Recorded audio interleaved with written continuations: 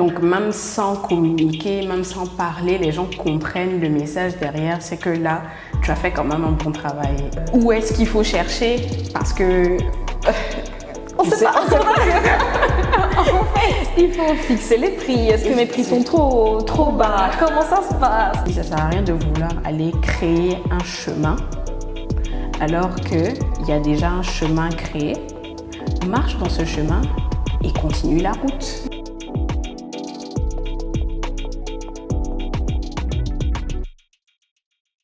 Je m'appelle Ila Olivia, j'ai 27 ans. Oui, 27 ans. Et je suis designer, produit mobilier, plus furniture mobilier. Et copropriétaire de La Baraque, qui est une galerie d'art et un lounge pour spécifiquement les artistes, les jeunes artistes émergents et tout ça.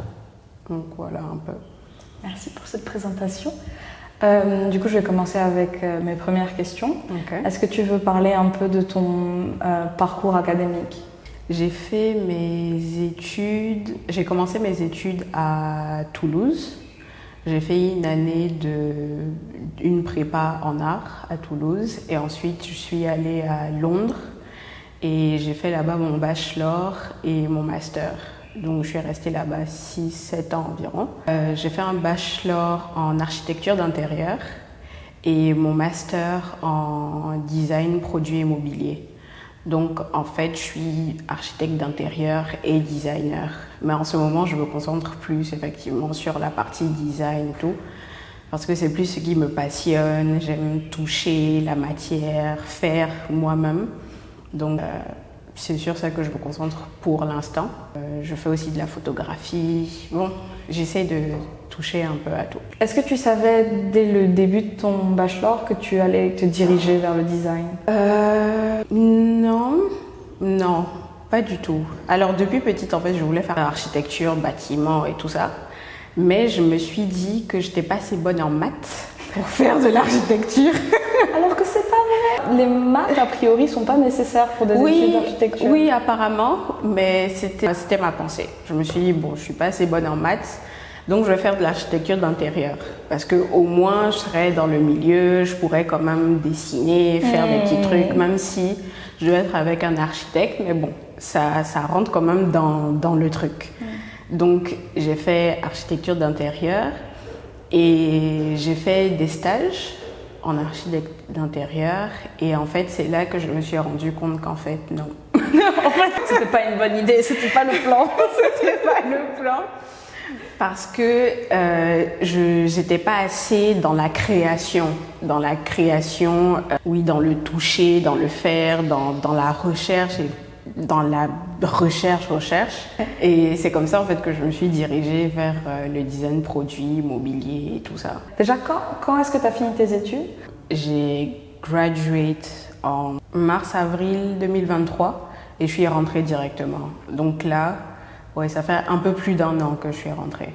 Et du coup, comment j'ai su que je voulais faire du design mobilier? À quel moment c'est venu? Je pense que c'était pendant le stage de fin d'études de mon bachelor que j'ai su qu'en fait, non, il fallait que je me dirige vers quelque chose qui me passionnait plus. Et en plus, je me suis dit que ça allait m'apporter quelque chose en plus, d'avoir justement le côté architecture d'intérieur que je peux faire et aussi faire la conception du mobilier qui sera à l'intérieur. Donc je me suis dit, en fait, ces 2 diplômes, c'est une combinaison en fait qui marche bien. Et après, je me suis pas vue continuer encore un master en architecture d'intérieur, sachant que bon, j'avais déjà toutes les bases de l'architecture d'intérieur. Donc je me suis dit, bah ouais, tant qu'à faire en fait. Ouais. C'est sûr que, même si ton master est différent de ton bachelor, ça reste en cohérence. C'est ça. Ça reste totalement dans le même univers. Pas faire un master en maths. Voilà, c'est ça. Exactement. Est-ce que c'est ta terreur? Oui. Alors là, franchement, oui. Donc j'imagine que c'est pas toi qui gères ta comptabilité. En fait, bah si. Et comme quoi, c'est une partie que j'aime bien. J'aime organiser. Donc j'aime que les choses soient claires. Je me dis que c'est plus facile. Et je me dis aussi que si on veut grandir, si on veut évoluer, il faut que la comptabilité, il faut qu'on connaisse nous-mêmes nos finances. Il faut qu'on sache ce qui rentre, ce qui sort, de quoi on a besoin, quels sont notre chiffre d'affaires prévisionnel, qu'est-ce qu'il faut faire pour en arriver là et tout ça. Donc c'est une partie que j'aime parce que j'étais en économie, j'ai fait ES. Donc cette partie, le côté finance, compta et tout ça, ça me plaît bien parce que j'aime bien compter l'argent, j'aime savoir ce qui se passe. Donc ouais, je m'occupe moi-même de ma comptabilité et là même je vais commencer à devoir ne plus m'occuper de ma comptabilité pour pouvoir me concentrer sur d'autres choses quoi. Donc, ouais. En fait, il y a beaucoup de questions qui me sont venues en même temps. J'étais en train de dire laquelle. Vas-y. Tout. Ouais. Si je peux avoir beaucoup de questions, ça peut durer longtemps. On va commencer par celle-ci. Tu as eu une exposition récemment à l'Institut français ? Ouais, c'est ça. Et il me semble que c'était à la suite d'une résidence que tu as fait à Bassam. C'est ça. Est-ce que tu peux nous parler un peu de cette résidence et de l'expérience que tu as eue ?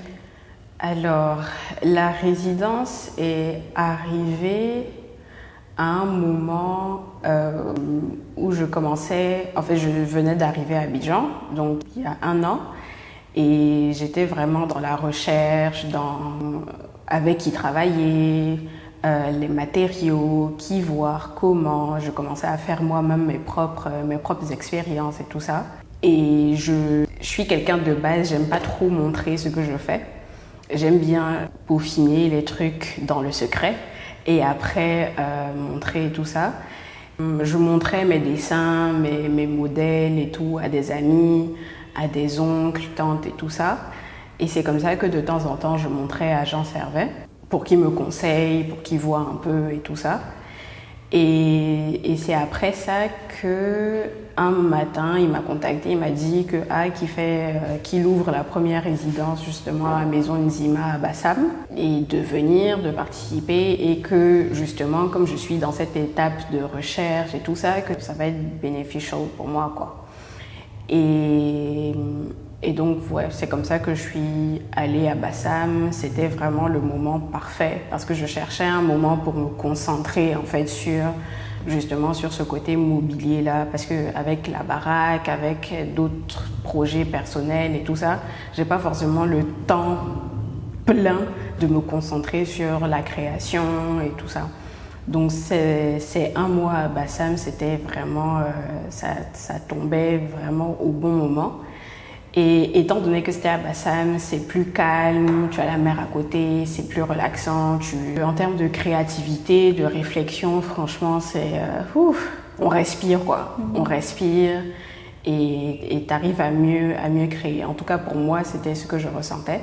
Et Jean Servet était là, il nous conseillait, on lui montrait comment on évoluait, comment on avançait, mais il nous a laissé quand même la main sur nos créations, c'est-à-dire qu'on allait nous-mêmes aux ateliers, travailler avec les artisans, on suivait tout le processus de création, le choix du bois, pourquoi choisir tel bois et pas celui-là, est-ce que ça va aller avec la ligne de ce que tu veux créer, les découpes, la finition, est-ce que ça doit être mat, ça doit être brillant, etc. Et donc on avait vraiment la main sur tout le processus créatif et tout ça. Et même pour moi personnellement, ça m'a permis aussi de me concentrer sur la partie comment je veux montrer, c'est-à-dire tout ce qui va être la communication Instagram, faire les posts, les designs et tout ça. Donc ça m'a permis aussi de me concentrer en fait sur tout ce processus-là. Parce que bon, c'est vrai que il y a les créations, mais il faut aussi la partie communication de la chose.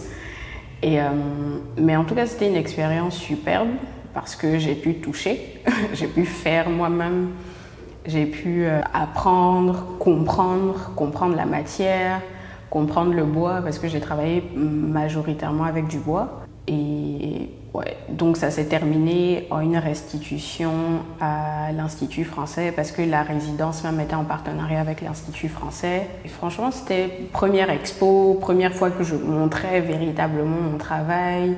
Et les commentaires, les retours des gens et tout ça, c'était franchement une expérience waouh quoi pour moi qui aime faire les choses dans le secret. Et là maintenant montrer au grand public ce que je fais, c'était vraiment l'étape suivante de mon arrivée à Abidjan, de mon processus quoi en fait. Comment s'est passé le vernissage? Très bien, hein. Très bien, ça s'est bien passé. Nous, en vrai, nous, de notre côté, on avait vraiment le côté fabrication du mobilier. Et après, sur place, il y avait une équipe pour faire la mise en place et tout ça. Donc, ça fait que, bon, c'était assez calme. Je pense que ça a dû être plus de stress, par exemple, pour Jean Servet, qui devait vraiment superviser tout ça. Mais pour nous, il a fait en sorte que ce soit vraiment une expérience assez facile, quoi. Mais c'était pas ça, par exemple. J'ai eu une exposition. Je suis actuellement exposée à Guirandou, mais pendant le vernissage, je me souviens que pendant 2 semaines avant, toute ma famille était en mode mais ça va. Ma mère disait à tout le monde faites attention, elle est stressée par rapport à ça. Et moi, j'étais en train de me dire c'est la galerie qui gère. Moi, les œuvres, elles sont finies. C'est pas moi qui gère l'encadrement, ni les invitations, ni comment ça va se passer. Mon but, c'est de me faire jolie. Je vais arriver le jour J et répondre aux questions s'il y a des questions. Oui, c'est ça. Ma question, c'était plus justement par rapport, en allant, les émotions qui t'envahissaient. Parce que moi, je sais que j'ai été très surprise. Heureusement, c'était une bonne surprise. Il y avait plus de monde que à quoi je m'attendais. Et il y avait beaucoup de personnes qui veulent échanger avec toi, qui te posent des questions très pertinentes, très intéressantes. Et ça fait vraiment une impression, comme tu disais, tu passes d'un truc que personne ne connaît, personne ne voit, à c'est partout. C'est dehors, tu peux plus te cacher. Et même des œuvres que j'appréciais moins, c'était les œuvres préférées de certaines personnes. Et ça, c'est quelque chose. C'est une question par rapport à ça. Pour moi aussi, ça a été ça. C'est-à-dire qu'il y a l'armoire qui s'appelle Atout. Pour moi, j'avais du mal. Je sais pas, j'aimais, mais je sais pas. Il y avait un truc. Et au vernissage, c'était la pièce préférée de tout le monde. Et donc, j'ai eu un regard différent sur la pièce. J'ai vu des choses que j'avais pas vues. Par exemple, il y a quelqu'un qui a fait la réflexion, parce que la pièce s'appelle Atout. Et moi, en fait, je voyais plus le côté de la façon dont ça fait comme un atout, un câlin, une accolade. Et il y a quelqu'un à qui je n'avais pas expliqué et qui m'a dit « Ah, mais cette pièce, même quand on la regarde, quand elle s'ouvre, on dirait le câlin d'une mère et tout ça. » Et quand la personne m'a dit ça, je me suis dit « Ah, ok. » Donc, effectivement, la pièce marche, la collection marche. Et le message qui voulait être passé est passé. Et ça, c'est quand même une grande satisfaction de se dire que waouh, ok. Donc, même sans communiquer, même sans parler, les gens comprennent le message derrière. C'est que là, tu as fait quand même un bon travail. Et ça, je pense que c'était le highlight de... Donc, merci à la personne qui a fait ce commentaire. C'était vraiment le highlight de l'expo. Et après, sinon, les questions, les gens sont vraiment intéressés par ton travail. Tu te dis, waouh, ok, on me pose des questions. Je suis la personne à qui on pose des questions. Waouh, ok, d'accord. C'est un truc différent, quoi. Je pense que sur le coup, je m'en rendais pas compte. C'était vraiment ok. T'as fait, c'est bien. Mais après, le retour des personnes et tout, les commentaires.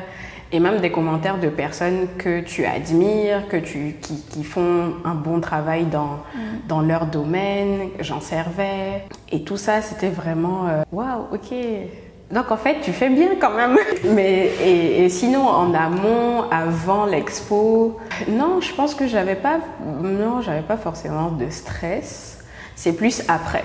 Le stress pour moi est venu après, dans le sens où après l'expo. Ok, c'est fini. Maintenant, qu'est-ce qui se passe? Maintenant, il faut communiquer. Maintenant, il faut aller où? Est-ce qu'il faut à qui il faut parler. Parce que bon, c'est quelque chose que tu connais pas, c'est la première fois, donc c'est plus le après qui pour moi a été un stress. Mais sinon, le avant, non, pas du tout. Ouais.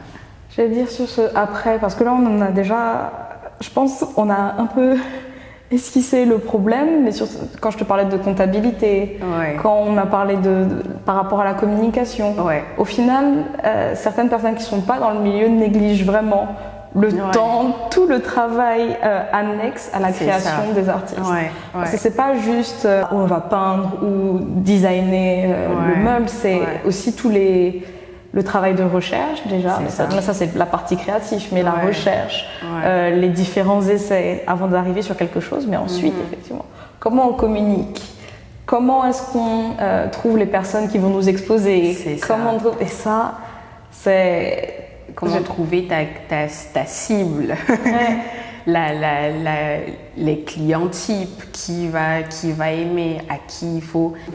Est-ce qu'il faut proposer? Est-ce que tu dois attendre que les gens viennent vers toi? Où est-ce qu'il faut chercher? Parce que on sait pas. En fait, il faut fixer les prix. Est-ce que mes prix sont trop bas? Comment ça se passe?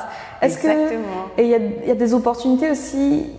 Il y a des personnes qui viennent vers toi, mais t'es pas sûr. Le plan sonne un peu bizarre. Tu te dis, est-ce que c'est une bonne opportunité ou je suis en train de gâcher quelque chose si j'y vais? C'est ça, ouais. Vraiment, ce sont de grandes questions. Et je pense que tout ça, c'est le côté qui fait stresser. Et que parfois, effectivement, en tant qu'artiste, il y a des artistes, peintres ou quoi, qui n'ont pas de communication. Donc ça fait que ce sont des personnes qui peuvent être très bonnes, brillantes, mais ça fait que tu vois pas leur travail, tu sais pas ce qu'ils font, ou alors c'est pas bien mis en valeur et tout ça. Et je pense que c'est toute une partie essentielle in this economy. C'est une partie hyper essentielle en fait. Mais c'est vraiment une question d'audace. Ouais, aussi. On disait qui aller voir, est-ce qu'on doit y aller? La réponse est oui. Allez-y, foncez. Mais il faut aussi trouver. C'est sûr qu'il y a pas, tout le monde n'a pas forcément les codes aussi. Et j'allais dire, je les avais pas. Genre là, je suis en train de les apprendre. Mais quand j'ai commencé à contacter des galeries, je savais pas ce que je faisais. Je sais pas comment il faut contacter. Je sais écrire un mail normalement, mais c'est toujours vraiment compliqué à trouver. Mais c'est sûr que ça vient en le faisant et en demandant des conseils aux gens qui nous entourent. Et parce que du coup, j'allais dire, toi, ça fait du coup un peu plus d'un an que tu es rentrée. C'est ça, tu es dans toute cette période de sortir, de faire des choses. Comment ça se passe pour toi, ton retour? Est-ce que tu penses que tu as réussi à créer un bon réseau pour savoir vers qui tu te tournes quand tu as une nouvelle création? Je pense que j'avais un avantage. Dans ma famille, dans notre environnement, les oncles, tantes qui nous entourent sont des personnes qui connaissent l'art, qui connaissent le milieu et tout ça. Donc ça fait que pour moi c'était un avantage parce que moi-même je baignais déjà en fait dans cet environnement-là. Donc j'avais déjà les personnes ressources, on va dire, autour de moi. Donc franchement ça a été un avantage pour moi. Mais ce qui pour moi, a été, bon je suis un peu dans la phase, c'est vraiment se faire connaître pour son propre travail. Certes, de famille, de nom, on me connaît et tout ça, mais là, je pense que les gens commencent à me connaître, moi, en tant que designer, même en tant que propriétaire de la baraque, en tant que jeune entrepreneur et tout ça. Donc, je pense que c'est ce côté-là que j'essaye plus de travailler et tout ça. D'être moi, Hila Olivia, designer, qui avec Ryan, mon copain, on la baraque, où on expose et tout ça, c'est vraiment se faire connaître pour soi, pour son travail et tout ça. C'est plus cette partie-là qui est challenging dans un milieu où il y a beaucoup, tout le monde fait quelque chose, donc il faut pouvoir se démarquer et tout ça, quoi. Je pense que c'est le plus compliqué pour moi. Aussi, ce que je me demandais, je veux rentrer à Abidjan au bout d'un moment, mais peut-être pas tout de suite, dans quelques années. Et est-ce que tu te sens seule depuis que tu es rentrée? Peut-être, c'est une question vis-à-vis de... Je vais dire, quand moi je vais revenir, je sais que, par exemple, je suis une femme et qu'il y a des choses qui sont compliquées. Je vais subir beaucoup de sexisme dans certains environnements. C'est vraiment pas quelque chose dont j'ai hâte. Ça, c'est clair. Et aussi, peut-être, il y a une scène créative à Abidjan, assez riche même, je trouve. Et c'est peut-être aussi beaucoup, je sais pas, peut-être beaucoup d'entre-soi. Est-ce que tu le ressens ou pas réellement? Alors, je pense que chacun est dans son milieu créatif, on va dire. Par exemple, je sais pas, les artistes plasticiens restent entre eux, les designers fashion, les designers mobilier, produits et tout ça. Et je pense que c'est ce qui rend la chose, quand tu disais seul, dans le sens où chacun va être dans son environnement et il n'y aura pas forcément beaucoup d'échanges entre artistes en général. Et je pense que même dans chacun son groupe, bon, je pense qu'à Abidjan, chacun veut faire son propre truc, donc ça sera difficile de... ça sera difficile de, je pense, c'est difficile de partager, de communiquer, parce que je pense que les gens ont peur de... Est-ce que si je partage avec telle personne, est-ce qu'elle va me copier? Est-ce qu'elle va prendre mon idée pour en faire quelque chose? Je pense qu'il y a beaucoup de ça et j'ai l'impression en tout cas que les gens évitent de communiquer sur ce qu'ils font, évitent de partager parce qu'il y a cette peur de si je partage, la personne va prendre pour aller faire.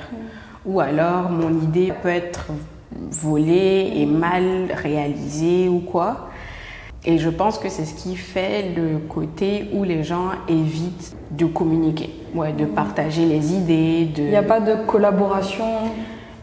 Là vraiment, si, je pense qu'il y a des collaborations, mais je sais pas, vraiment, c'est quelque chose que j'ai pas expérimenté, j'ai pas vu, j'ai pas tout ça, donc je sais pas. J'allais dire, dans la résidence, il y avait du coup d'autres jeunes designers.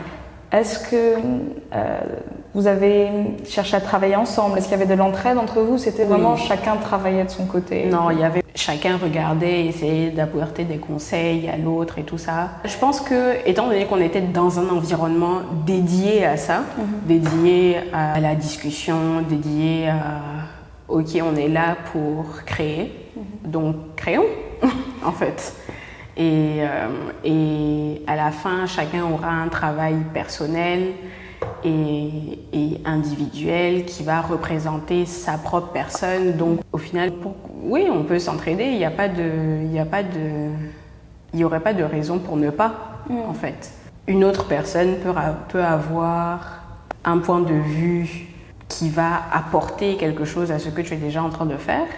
Je pense qu'il faudrait que ce soit plus honnête, dans le sens où si on veut travailler ensemble, si on veut évoluer, chacun doit avoir son individualité, quoi. Chacun doit pouvoir... on travaille ensemble, certes, mais je veux bien, mais bon, ça sert à rien de venir prendre mon idée pour aller faire, quoi. Tu vois?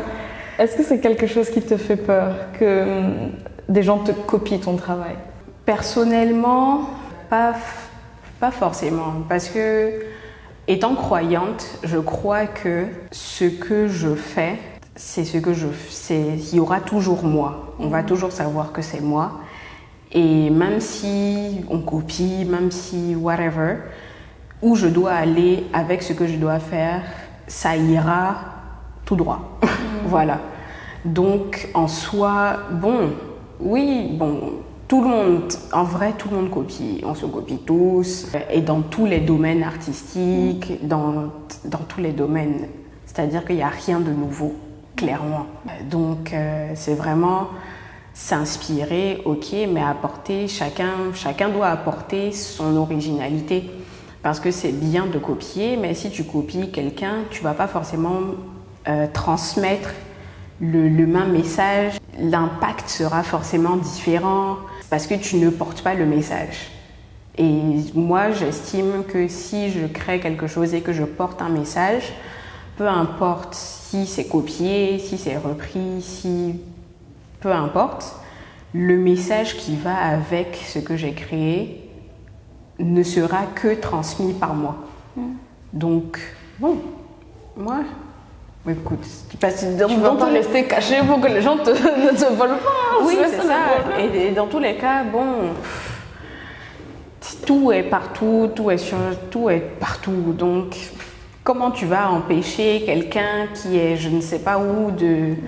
Enfin, c'est pas possible, quoi. C'est pas possible. Donc, au pire, que ce soit fait honnêtement, c'est pour ça que je parlais d'honnêteté, dans le sens où si tu aimes, tu viens, on discute, ah, comment tu as fait ça, vraiment, c'est intéressant, comment tu as trouvé cette ligne, qu'est-ce qui t'a inspiré et tout ça. Et dans la discussion, je pourrais te dire, ah ok, bon, moi c'est comme ça que j'ai procédé, utilise ce procédé-là pour trouver aussi ce qui va t'inspirer, mais ça ne sert à rien de venir utiliser ce que quelqu'un a déjà fait. C'est pas toi, le message sera pas pareil, le message sera juste pas pareil, quoi. Donc oui, les procédés, on peut tous utiliser le même procédé, mais que chacun applique le procédé à sa personne personnelle, quoi. Ouais. C'est mieux. Ça fait sens.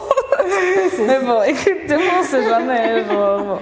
Oui, et ouais, donc ce serait mieux, quoi. Comme ça, au moins, les discussions sont ouvertes, ça donne place à beaucoup plus de création, ça donne place à beaucoup plus de nouveautés, et tout ça, en fait. Donc, bon. Mais du coup, toi, dans la manière dont tu crées, dans ton processus, est-ce que c'est vraiment toi, toute seule dans une bulle, j'allais dire, qui crée et ensuite qui sort pour aller échanger avec l'artisan pour créer le meuble, ou tu aimes vraiment créer et être entourée et avoir les retours d'autres designers? Je pense que je suis dans une phase de transition où avant, je créais vraiment dans ma bulle et après avoir créé, je discutais avec les gens.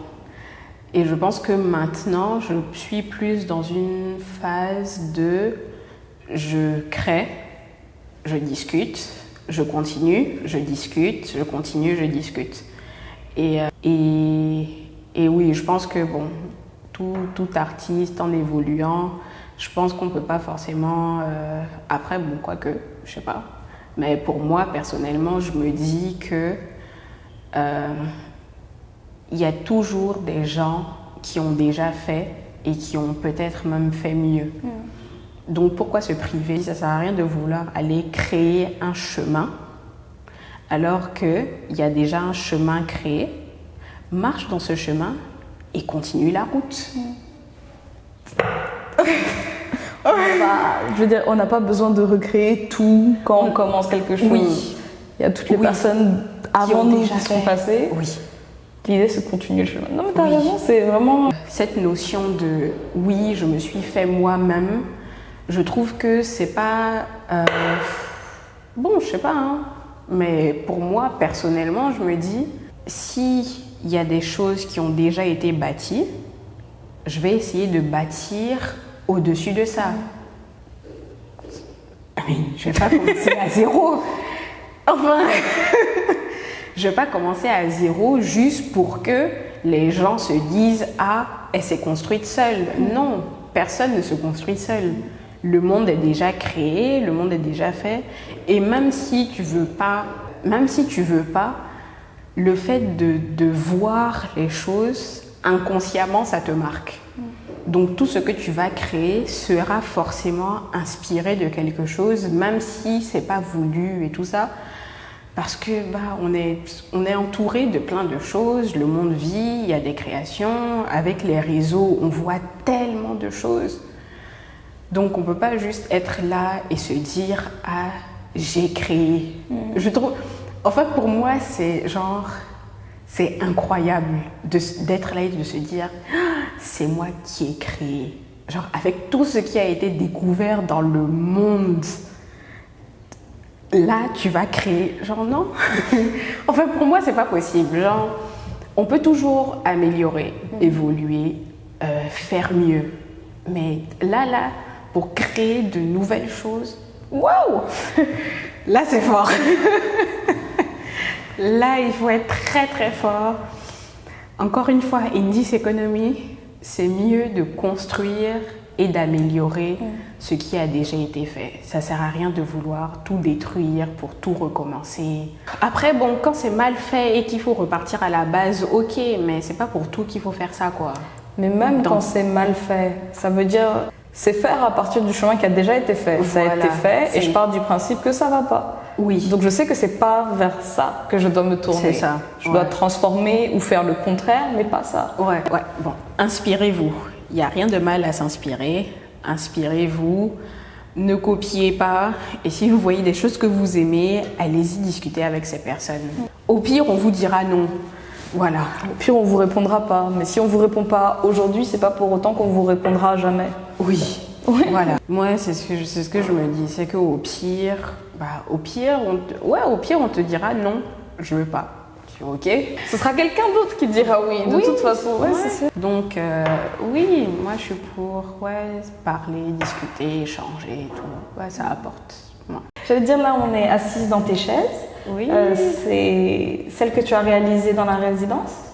Alors, non. Celle-là, c'est vraiment des premiers essais de ce à quoi je pensais, de cette collection qui a inspiré du Fourneau. Donc les lignes, c'était vraiment le premier travail des lignes. Par exemple ici, on voit qu'il y a un support pour mettre des verres, des trucs comme ça. Donc c'est une petite déclinaison. Au niveau des pieds, c'est creux. Les autres, maintenant, elles sont pleines. Mais oui, ça c'était vraiment les premiers prototypes et tout, qui sont bien, que j'aime dans mon cœur et tout. Mais après, c'est justement pour voir le travail des finitions, comment il faut découper les planches, comment les assembler pour ne pas qu'il y ait de lignes. Ouais. Mais sinon, ça c'était les premiers modèles de ce qui a suivi à la résidence. Ouais. Et du coup, c'est les grands-parents de ceux à l'exposé. C'est ça. Ce sont les grands-parents. Ce sont vraiment les grands-parents, ceux-là.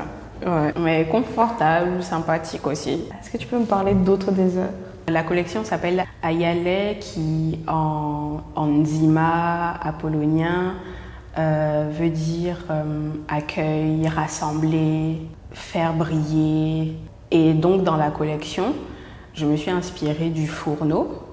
Et pourquoi le Fourneau? Parce que le Fourneau, dans la culture, c'est pour cuisiner. Et quand on parle de cuisine, on parle de partage, on parle de rassembler, on parle de être ensemble et tout ça. Et j'ai trouvé les lignes en fait du Fourneau qui est un peu un trapèze. J'ai trouvé les lignes hyper intéressantes et c'était des lignes que j'avais pas forcément vues ailleurs et tout ça. Et donc, étant donné que je cherche à moderniser ou en tout cas faire revivre tous nos objets qu'on utilise au quotidien, dans cette idée-là que j'ai utilisé le Fourneau, j'ai extrait des lignes, j'ai découpé, rassemblé, explosé le Fourneau, le rassembler, le détacher, le diviser, etc. pour voir en fait quelles lignes en sortaient, qu'est-ce qui était possible de faire et tout ça. Et toutes les pièces en fait ont des noms apolloniens qui expriment justement le partage, le rassemblement, rester avec nous, comme par exemple l'armoire qui s'appelle Atout, qui est faire une accolade. Il y a une console qui s'appelle Facier, et Facier ça veut dire garder. Et dans une console, c'est fait pour garder justement, quand tu arrives à la maison, ça garde tes clés, tes petits livres, enfin whatever. Et en fait, toutes les différentes pièces ont des mots qui représentent en fait la collection qui est en gros, rester ensemble, accueillir, se retrouver, tout ça. Oui. Donc comme tu l'expliquais aussi, tu es cofondatrice de La Baraque. Ouais. Quand est-ce que le projet de La Baraque a commencé? Alors, La Baraque est née en 2020. On est en 2024. 24. Ok. Donc en 2021. Ouais, en 2021. Et en fait, à la base, avec mon copain, qui est lui aussi architecte, mais architecte, du coup... Architecte, bon, il était bon en maths, donc il est allé en architecture. Lui, du coup, qui est architecte de bâtiments et tout ça, et, mais très intéressé aussi au design. Et ici, c'était une ancienne maison de sa grand-mère et qui n'était plus utilisée. Et on voulait en fait avoir un espace où on pouvait créer, où on pouvait expérimenter. Et au début, en fait, ça devait être un atelier où on faisait de la customisation de jantes automobiles. Oui. Un projet très différent de ce que c'est maintenant. Enfin, quoique, c'est toujours dans le design et tout ça. Et parce que lui est fan de voitures, automobiles et tout ça. Et pour allier en fait les deux aspects, du coup le côté design et le côté automobile, c'était pourquoi pas faire ça va être pour le moment en tout cas, c'était en fait un espace où il y allait avoir plusieurs concepts de design. Et là le premier concept c'était justement l'automobile, customer les jantes et tout ça. Et comment ça s'est transformé? Quand les gens venaient, s'asseyaient justement sur la terrasse. Et restait là en fait, restait là, buvait un petit café, un petit thé, de l'eau et tout. Et au fur et à mesure, en fait, on a rajouté des bancs sur la terrasse. Et c'est comme ça qu'en fait, ça a commencé à devenir un lounge. Et moi, étant aussi photographe, je cherchais un espace pour faire une première exposition photo et tout ça. Et il y avait l'espace intérieur. On s'est dit, tant qu'à faire, on va faire ça ici. Et quand on a fait l'expo photo, on s'est rendu compte qu'en fait, pourquoi pas en fait, transformer cet espace-là en un espace qui va permettre aux jeunes artistes qui n'ont pas encore forcément la popularité des grandes galeries et tout ça.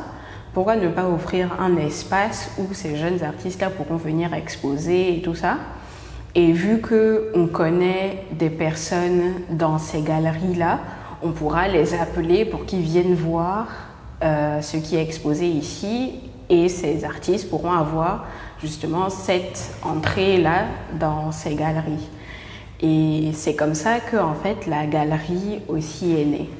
Mais tout ça vient en fait de l'évolution on est deux designers, on veut être dans le milieu de l'art, design et tout ça, et donc utiliser notre espace à bon escient.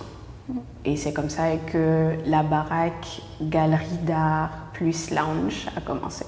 Donc, et du coup, on a fait vraiment tous les travaux, tout le mobilier, c'est nous-mêmes qui l'avons fait. Et étant donné que la maison nous appartient, donc ça fait qu'on a la possibilité de peindre ici, repeindre, changer, casser, reconstruire et tout. Donc ça fait qu'on a vraiment l'opportunité de s'exprimer comme on veut, faire un peu comme ce qu'on veut et tout ça, quoi.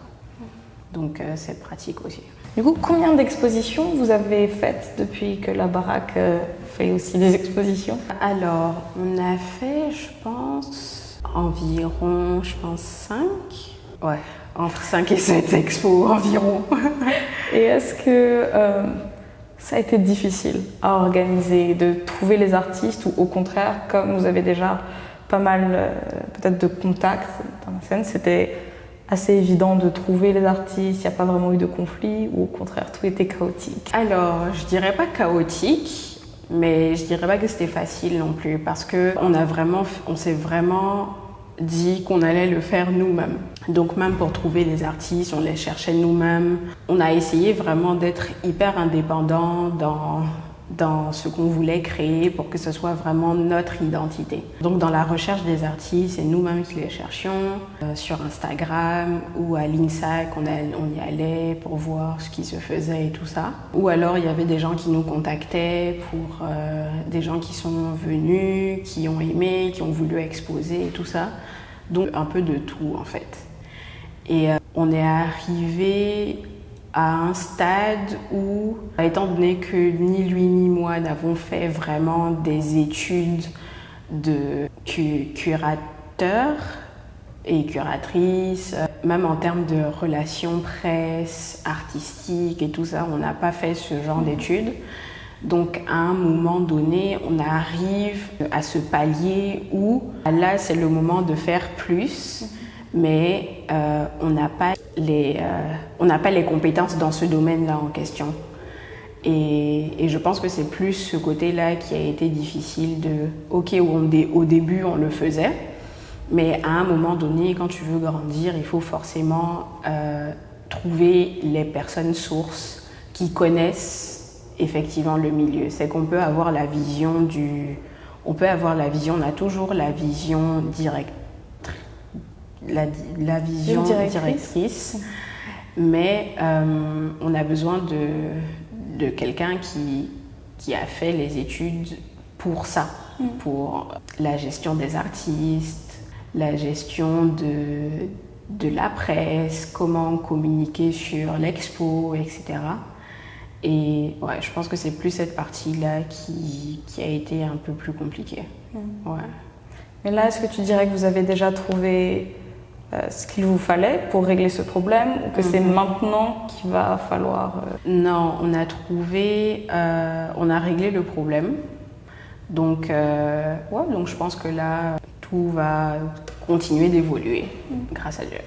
Vous avez réglé le problème parce que vous êtes formé sur le sujet ou vous avez fait appel? On a fait appel à quelqu'un qui s'y connaît. Okay. Ouais. Okay, nice. Quand tu veux grandir dans ce que tu fais, c'est important de savoir s'entourer. Yeah. C'est important de savoir que tu peux pas tout faire. Tu peux pas tout faire. Tu n'as pas fait les études, pourquoi? Donc oui, tu peux le faire. C'est-à-dire que là, pendant 3 ans, pendant 2 ans et demi, bientôt 3 ans, on l'a fait. Mais on arrive à un stade où là, on veut grandir. Il faut qu'on s'entoure des personnes qui vont nous aider à grandir. Ouais. Quels sont tes projets futurs? Au niveau peut-être de la baraque, mais aussi personnel avec ta carrière de designer? Alors, je pense que là, au niveau de la baraque, c'est vraiment en soi continuer de grandir, continuer les expositions, faire des expositions plus qualitatives, plus professionnelles. En soi, se professionnaliser dans tous les domaines. Que ce soit au niveau de la baraque ou au niveau moi-même de ma carrière, c'est vraiment continuer de faire les choses plus professionnellement. Au niveau de ma carrière, en ce moment, je pense que je suis dans une phase quand même de formation, d'apprentissage, connaître les matériaux, comment me vendre, comment commercialiser. C'est vraiment, je suis dans une phase d'apprentissage, de formation. Et je pense que ça sera ça pendant au moins 6 mois, 1 an, je suppose. Et après, voir, je suppose. Tu sembles un peu stressée, découragée, je sais pas. Mais c'était si... Non, je pense, non, pas découragée, mais j'essaye en tout cas de ne pas me mettre une pression du futur. J'essaye de faire les choses dans le temps présent parce qu'on ne contrôle pas le futur. On a beau avoir des projets, je veux être une designer, que mon travail soit reconnu, que... oui, en soi, tout le monde qui fait un travail veut ça. Mais comme on ne connaît pas le futur, je me dis qu'il faut déjà commencer par des bases, de se former, être meilleur chaque jour dans ce qu'on fait. Ça passe par faire des formations dans des ateliers sur que ce soit le bois, les différentes façons de monter du mobilier et tout ça. Donc ça passe vraiment par de la formation, du se faire conseiller, s'entourer des bonnes personnes. Donc je pense que je serai dans une phase de voir mon entourage, trouver les bonnes personnes avec qui travailler et me former. Donc faire des résidences, voyager, voir ce qui se fait, etc.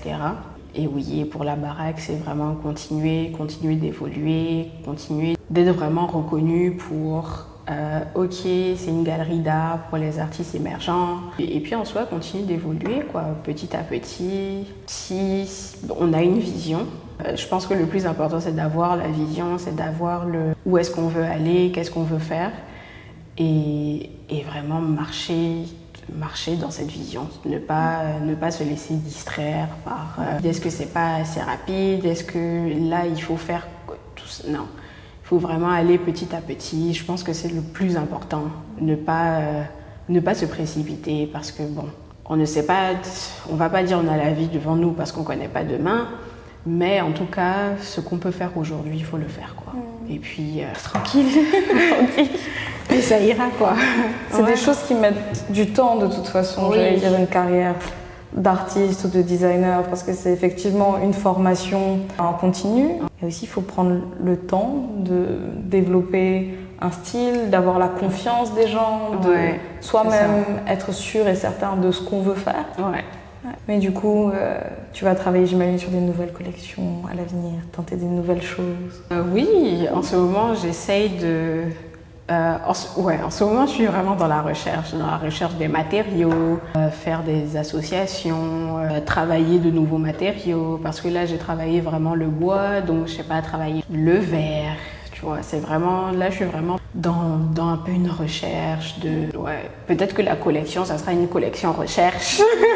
En phase d'exploration, oui, ça pourrait être intéressant. Ouais. À la baraque ici, une exposition sur vraiment ton processus plutôt avec les dessins des collections, comment on passe d'une idée à une autre.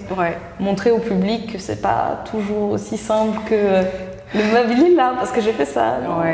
C'est vraiment une recherche. Donc je pense que je suis plus dans cette phase de recherche d'identité, recherche de comment m'affirmer en tant que designer, qu'est-ce que j'aime travailler, quels sont mes matériaux de prédilection, enfin... c'est vraiment la recherche, quoi. Donc c'est ce que je vais faire. C'est vraiment intéressant. Dans tout ce que tu dis, je sens vraiment effectivement cette envie de s'affirmer en tant que toi, déjà ta personnalité, mais sortir peut-être d'a priori de personne ou d'un nom de famille. Et je suis sûre que tu vas y arriver. Déjà, tu te donnes le temps de le faire, il n'y a pas de raison que ça ne se fasse pas. Et puis, il faut avoir confiance dans ça. Je pense que ma foi m'aide beaucoup. Et j'ai foi en ce que je fais, j'ai foi en Dieu qui me conduit sur ce que je fais, sur ce que je veux réaliser. Paix de ok, ça va se faire tranquille.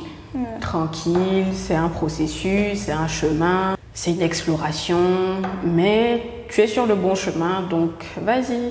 Doucement, ça sert à rien de se précipiter. Quand les opportunités viennent, il faut avoir du discernement pour ne pas justement se mettre dans des choses qui vont te ralentir. Je voulais te demander aussi par rapport... j'ai l'impression qu'on a déjà donné tellement de conseils depuis le début de ce podcast que cette question n'a plus de sens arrivé à la fin, mais je voulais te demander si tu avais des conseils pour du coup des designers qui sont pas au niveau où tu es. Et ça, j'ai posé la question à tous les invités et tous m'ont fait la remarque, je ne suis pas sûre d'être dans un stade où je peux donner des conseils. Et je trouve que c'est intéressant parce que peut-être que c'est juste une année d'expérience, de se montrer, de sortir. Mais c'est toujours plus que quelqu'un qui n'a pas encore commencé quoi que ce soit. Mais comme j'ai dit, je pense qu'on a déjà donné beaucoup de conseils dans tout le long et que du coup on va se répéter un peu. Mais si on devait conclure sur un conseil à donner à un designer d'objets qui n'a pas commencé du tout, ce serait quoi? Ça a l'air bateau, mais croire en ce qu'on fait, croire en notre vision. Je pense que parce que c'est ce qui va nous porter tout le long. C'est ce qui va nous porter tout le long. Donc c'est vraiment et avoir une vision, savoir vraiment où on veut aller, ce qu'on veut faire et rechercher, demander des conseils.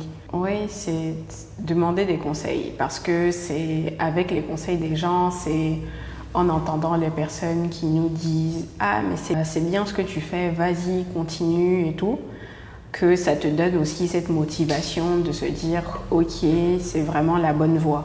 Avoir une vision et avoir la foi, pour les personnes qui sont croyantes, c'est vraiment avoir la foi et vraiment demander conseil, que ce soit à Dieu, aux personnes qui nous entourent et pour être rassuré de où on s'en va, quoi. Est-ce qu'il y a quelque chose que tu voudrais dire, peut-être quelque chose que j'ai pas abordé dans cette interview sur lequel tu voudrais revenir?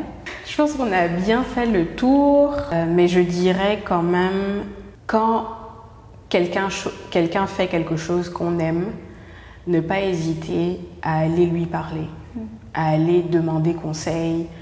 Et je pense qu'il y a aussi ce côté où on veut avoir un peu d'ego, j'ai pas besoin de demander, ou le côté où on veut pas voir que des personnes sont meilleures que nous. Je pense que c'est quelque chose qui tue tout. L'ego, ça tue tout. Donc vraiment, c'est ne pas hésiter et vraiment assumer quand les gens font des choses mieux. Parce qu'il y a toujours quelqu'un qui fera mieux et c'est de s'orienter vers ces personnes et de personnes qui font mieux. De s'entourer, qui ont aussi une vision, qui vont vous motiver à travailler, à aller plus loin, mais qui font mieux que vous, parce qu'on s'inspire des personnes qui font mieux que nous pour pouvoir aussi faire mieux. Donc c'est vraiment l'entourage, travaillez votre entourage. Regardez bien qui sont les personnes avec qui vous marchez, comme on dit. Vraiment, c'est très très important parce que l'entourage peut soit t'élever, soit te détruire. Et ça, c'est incroyablement vrai. Ouais. Donc l'entourage aussi, bon conseil. Et ne pas hésiter en tout cas à parler aux gens qui font mieux et à se lancer, quoi.